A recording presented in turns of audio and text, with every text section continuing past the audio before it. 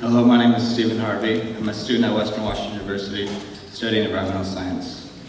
Over a month ago, my mother and her friend were in a moped accident. I left her lying in a ditch, bleeding internally.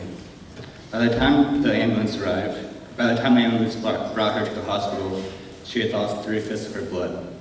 The doctor said if she had arrived 20 minutes later, she would have been dead. By the time she arrived at the hospital, she had lost 3/5 of her blood.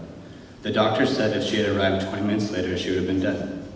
In this scenario, a longer ambulance response time equaled increased probability of death. The equation of increased response time equals higher probability of not receiving treatment needed on time can be applied to many emergency medical response cases.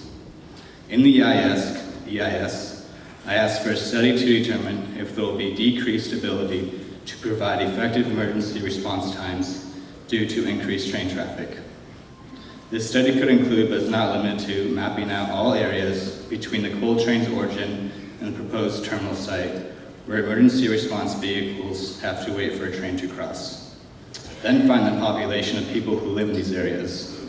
Using 18 and 24-mile-and-a-half long trains a day, traveling at speeds of 55 miles per hour and 35 miles per hour, what additional delays will emergency response vehicles face? 24 trains, because if the terminal is built, it can be expanded in the future. Using statistics of emergency vehicle response cases per population, I ask the EIS to address how many emergency vehicle response cases a year will receive a longer response time.